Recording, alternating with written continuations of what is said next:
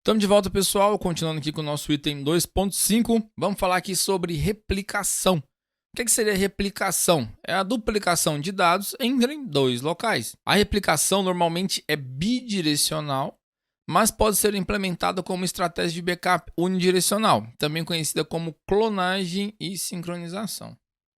Grave esses conceitos aqui que também caem em atividadezinha. Vamos falar um pouquinho sobre SAN. Uma Storage Area Network. Uma rede SAN é uma rede secundária usada para consolidar e gerenciar vários dispositivos de armazenamento em um único container de armazenamento consolidado e acessível à rede. São frequentemente usadas para aprimorar dispositivos de armazenamento em rede, como discos rígidos, matrizes de unidades, jukeboxes ópticos e equipamentos de fita para que possam disponibilizar armazenamento para os servidores. Uma rede SAN pode ser um único ponto de falha, por isso deve ser implementada em uma redundância. Bom, vamos lá. Quando a gente fala uma rede secundária, primeiramente porque a rede primária é a rede de dados ali. Normalmente é a rede de conexão de servidores com a rede de usuário e coisas do tipo. Essa rede secundária porque ela é uma rede separada só para armazenamento, só que para storage. Como que ela funciona? Normalmente você cria uma rede entre ali os dispositivos de armazenamento. Isso aqui é tipo aquele desenho lá que o pessoal faz de disco, tá? Você faz uma rede específica para isso lá, passando no switch e tal. Passando por um switch, normalmente um switch SAN. E aí desse switch ele vai para um servidor. Ou servidores, né? E aí essa rede ela é dedicada para isso. Não trafega outro tipo de dados ali, a não ser dados de armazenamento. Por isso que a gente fala que é uma rede secundária. Normalmente, né, se é uma rede SAN, você fez uma rede dedicada ali para armazenamento. Ela não está passando outro tipo de dados, como navegação web, enfim. Por isso que chama rede secundária. E aí ele fala aqui que é para aprimorar dispositivos, porque aí você usa protocolos específicos para isso, a gente vai ver mais para frente. Protocolos específicos de transmissão, a velocidade dos equipamentos é um pouco mais rápida, porque está trafegando dados ali. Então, por exemplo, se você tem um sistema aqui no seu servidor, você vai buscar tudo lá no seu storage, no seu armazenamento, que está passando por essa rede. Você não tem nenhum armazenamento local, tipo, o servidor vai estar ali com um HD nele. Pode ser que tenha, dependendo do sistema, se for realmente muito crítico, a ponto de você ter que ter esse disco local, ele não poder ser buscado ali no armazenamento. Mas esse é o conceito de uma rede SAN, uma rede dedicada para armazenamento. E aí quando a gente fala aqui de VMs, a gente também tem que tratar essa questão de replicação, né? Mesmo que você tem um servidor ali que pode perder, não é só porque você tem uma VM e está virtualizada que também não tem um risco. Então as formas de você fazer replicação seria aqui, ó, um snapshot, backup ou clone. E a gente tem que armazenar isso fora do local. Que local? Local do seu data center. Para você obter maior proteção contra a atividade e perda de disponibilidade. Imagina comigo, você tem seu sistema crítico ali, com a VM rodando, você não tem backup, você não tem snapshot, e aí? Então, quando a gente fala de replicação de VM, tudo é isso aqui, ó, snapshot, backup, clone na VM, né? Às vezes o backup você faz, se for uma aplicação que você consegue configurar ela fácil, você faz backup somente dos arquivos, né? Porque a aplicação ali seria, sei lá, uma Apache rodando, um Java. Você destrói e sobe aquilo ali de novo, né? Basta você fazer as configurações ali de ambiente, banco de dados, coisas do tipo. E aí, quando você tem algo um pouco mais complexo, que a sua aplicação ela é bem customizada em cima do servidor que você utiliza, aí você faz normalmente um clone aqui, ó, completo da VM. De tempo em tempo, o seu backup vai clonar a VM inteira, para você ter maior segurança e diminuir aqui, ó, esse tempo de inatividade. Se essa VM quebrar, você consegue voltar ao backup ali rapidamente, perdendo ali poucos dados. E sobre aqui os conceitos, né, de on-premise versus cloud, a resiliência da segurança cibernética no local é de responsabilidade da própria organização. Ou seja, seu data center está sob sua responsabilidade. Então, tudo que der problema ali é culpa sua. E aí, quando a gente vai para a nuvem, que a gente viu isso já várias vezes, quando temos um CSP, devemos observar o modelo de responsabilidade compartilhada na nuvem, que divide as responsabilidades entre o CSP e o cliente. Aí entra naquelas características que a gente já viu. Se for parte de hardware e tudo mais, eles que são responsáveis. Se for parte de configuração, normalmente é o cliente. Seriam esses conceitos aí que a gente precisa verificar também. Não é só porque eu estou na nuvem e eu não vou fazer backup. Não é bem assim. E falando de backup, vamos falar aqui sobre os tipos de backup. Faltou um ozinho aqui, né? Os tipos de backups incluem as seguintes formas: completas, incremental, diferencial e de imagem. Os sistemas de backup de nível empresarial mais moderno utilizam bancos de dados para rastrear arquivos e versões e remover a visibilidade dos detalhes de baixo nível sobre como os backups são realizados. As empresas podem ter diferentes estratégias de backup, independente da forma escolhida. Primeiramente, deve-se realizar um backup completo. Dependente da forma, da ferramenta, do que for, você tem que fazer um backup completo para começar com ele. E como que a gente chama esse backup completo? Normalmente backup full. Um backup completo ou um backup full faz um backup de todos os dados selecionados. A maioria das empresas não... Opa, faltou aqui um N isso aqui, ó. Não... Fazem backups completos todos os dias, porque além de levar tempo, os custos de armazenamento podem ser relativamente altos. Imagina que sua aplicação, sei lá, a máquina virtual dela ali tem 50, 80, 100 GB. Imagina você duplicar isso tudo todo dia. Até porque não são todos os dados que vão ser modificados todos os dias, né? Então, não faz muito sentido isso aqui não. A não ser que seu sistema seja muito crítico e você precisa voltar ele muito rápido. Mas mesmo assim, é difícil você fazer backup completo todos os dias. Um backup completo é o mais rápido de se restaurar. Deu pau ali, você volta tudo muito mais rápido. Ah, mas por que é o mais rápido de se restaurar? Porque todas as formas de backup você vai precisar do completo. Um backup incremental, ele começa com um backup completo. Ou seja, você precisa fazer um backup full e depois partir para um incremental. Como que o incremental funciona? Ele faz backup dos dados que foram alterados desde o último backup, que podem ser o backup completo ou o último backup incremental. Conseguiram entender? Então, começa primeiro aqui com o full, depois faz o incremental. Então, se eu tenho um full aqui na segunda, o incremental aqui na terça, o incremental aqui na quarta, quando eu precisar fazer o backup, eu tenho que pegar o full e todos os incrementais. Ah, mas por que todos os incrementais? Imagina que aqui escreveu uma nova pasta e aqui renomeou a pasta. Você vai ter que fazer todos eles em sequência. Porque ele pega o que foi criado a mais e o que foi modificado. Snapshot é um backup instantâneo. Ele faz um backup de todo o disco, um sistema ou um aplicativo. A gente fala que snapshot é como se fosse uma fotografia. Ele vai tirar como se fosse uma foto ali do sistema do jeito que ele está ali. Como se fosse uma foto, né? Vai fazer um backup do que a gente consegue ver, digamos assim. É usado para restaurar um disco ou um sistema em determinado momento. Normalmente, snapshots são implementados em ambientes de VMs. VMs é máquina virtual, tá? Se você esqueceu. E geralmente são executados antes das atualizações, podendo ser revertido facilmente, caso ocorra algum problema. Um snapshot também é conhecido como ponto de verificação. Você vai atualizar um sistema ali, um servidor. Tira o snapshot antes, faz a atualização. Se der ruim, volta o snapshot. Seu sistema está ali como não que tivesse sido alterado. O backup diferencial. Um backup diferencial começa com o backup completo. Como eu disse lá também, sempre começa com o full. Ele faz backup de todos os dados modificados desde o último backup completo. Um backup completo e diferencial é mais rápido do que restaurar um backup completo mais incremental. Por quê? Porque eu tenho lá o full. Esse ficou parecendo um E, né? Um backup full na segunda-feira. Na terça, eu tenho aqui um incremental. Na quarta, eu tenho um incremental. E na quinta, eu tenho um diferencial. Para mim voltar, basta pegar o full e o diferencial. Por quê? Porque o full aqui, ó, faz backup de todos os dados modificados desde o último backup completo. Ah, ele vai ignorar aqui o incremental aqui e tudo mais, é diferente. Aí você está se perguntando, pô, mas aí qual que eu vou escolher? Bom, depende. Se você tiver um segundo diferencial aqui, como é que ele vai funcionar? Ele vai pegar aqui os arquivos que foram modificados depois do full e depois que foi modificado aqui do diferencial. E aí, imagina comigo o seguinte, eu tenho lá o arquivo A, B e C. Aí, nesse diferencial aqui, os 3 arquivos foram alterados. Beleza?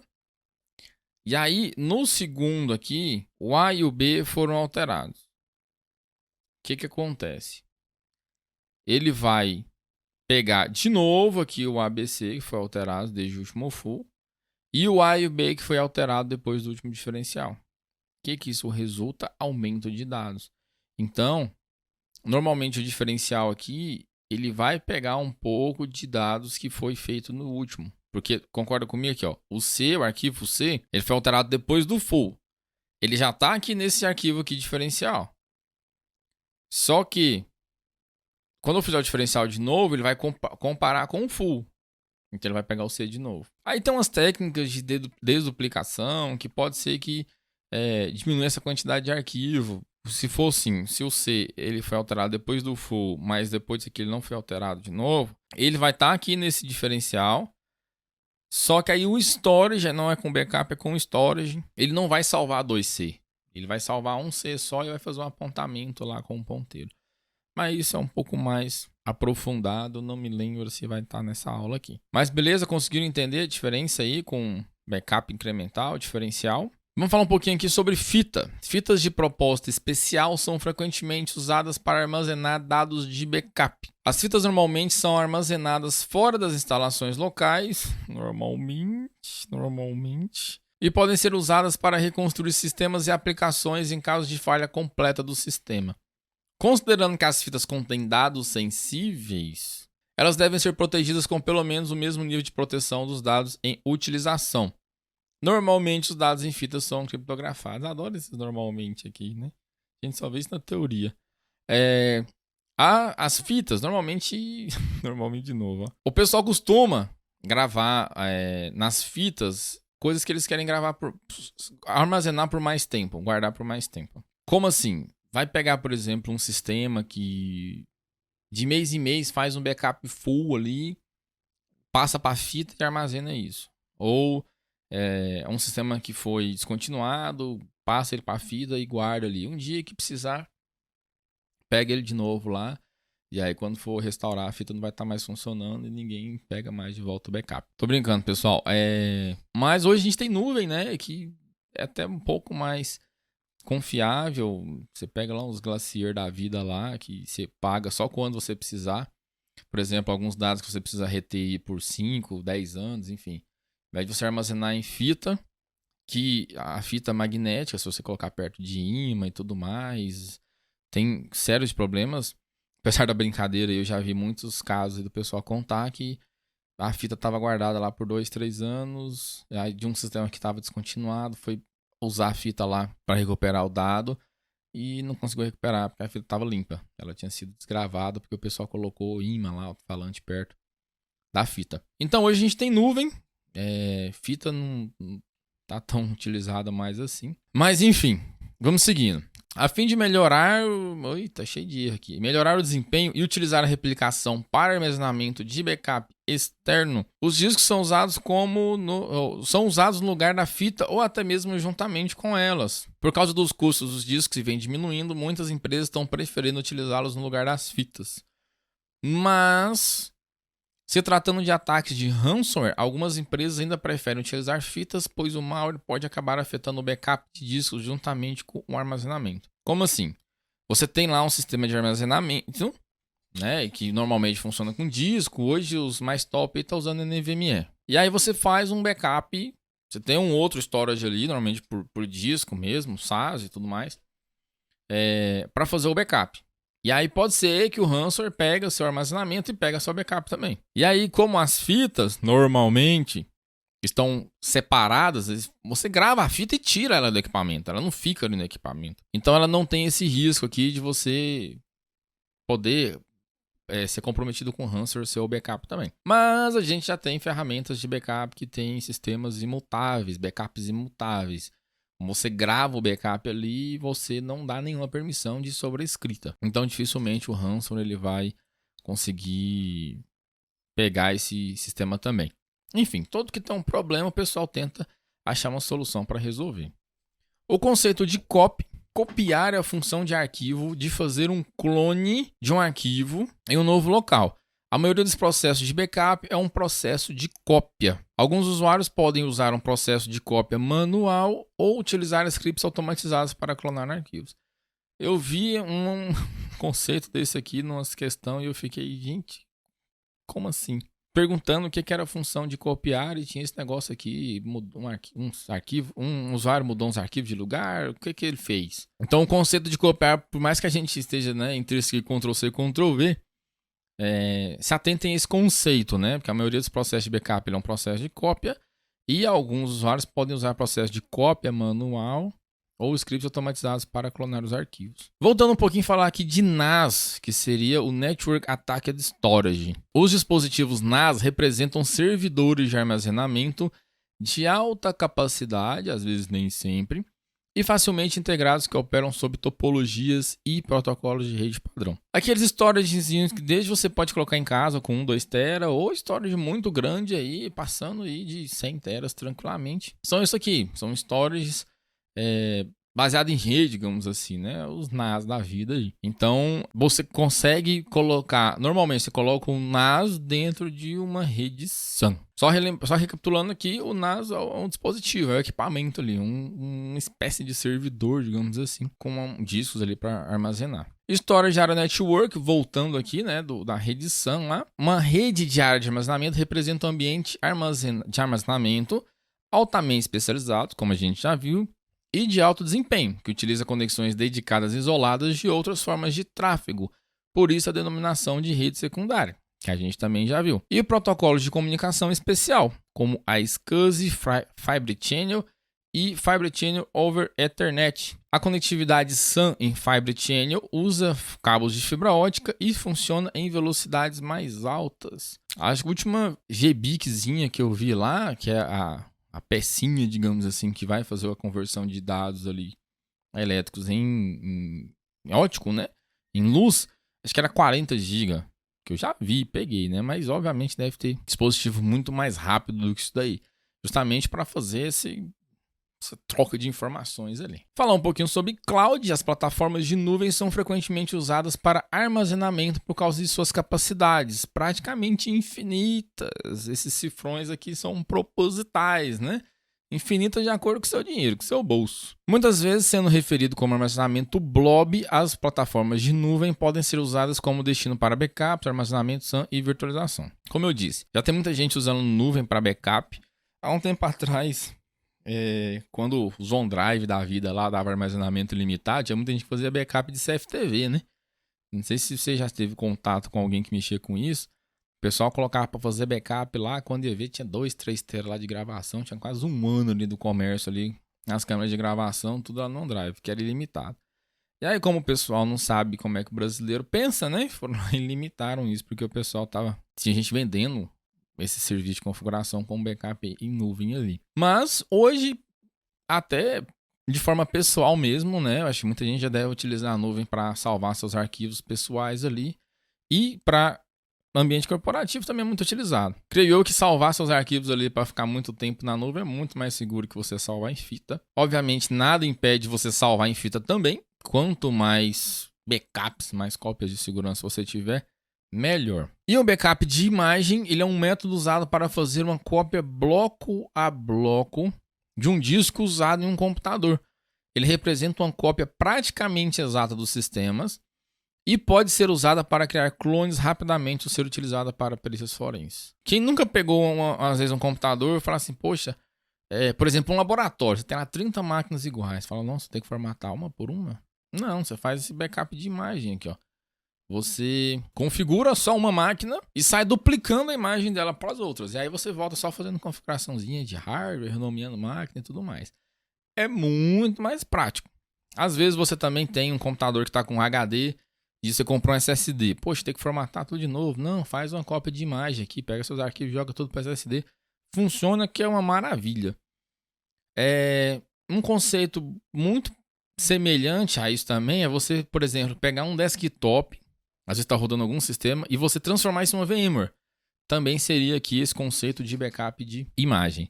Online versus offline, os backups online ficam disponíveis e acessíveis por qualquer sistema autorizado ou pessoa que precisem de acesso a qualquer momento. Os backups offline são removidos do ambiente para maior proteção contra desastres, erros de hardware e software ou outras ações quaisquer. Esse conceito aqui, por exemplo, quando você usa Google Drive, OneDrive, ele tem lá alguma coisa assim, né? Se você deixar só online, ou deixar offline, pode ser que às vezes você pega algum ransomware, sai renomeando seus arquivos todinho.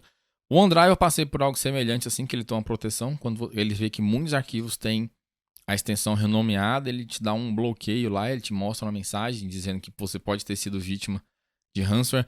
No meu caso, eu estava baixando um arquivo por torresmo da vida aí, e aí o programinha que eu usava, ele colocava uma extensão .fdm na frente do arquivo para mostrar que era um arquivo parcial. E aí o arquivo já estava sendo baixado, ele deu um bug lá e saiu renomeando tudo. Eu recebi essa mensagem, achei que era até um golpe, algum outro tipo lá. Mas era uma proteção do OneDrive. Muito interessante. Offsite Storage, um armazenamento fora do local. A gente já viu um pouquinho, né, sobre essa forma de backup ali fora do local, mas tem que a parte do storage também. Deve ser suficientemente longe do local primário para proteger de desastres naturais ou provocados pelo homem. É o mesmo conceito, né? Se não for retirado do local, os backups provavelmente serão destruídos juntamente com os dados principais em caso de incidentes. Eu já vi uns casos que o backup era dentro do mesmo storage de produção. Isso aí, né? Distance Considerations, já citou no slide anterior, aqui eu só coloquei separado porque é um item separado também nos requisitos. A gente está seguindo todos os itens um a um. Bom, pessoal, ficamos aqui com a nossa parte 2 do item 2.5. A aula ficou um pouquinho extensa, mas é isso daí. Vejo vocês no próximo vídeo. Não esqueçam de comentar e deixar o like aqui no vídeo. Forte abraço, até mais.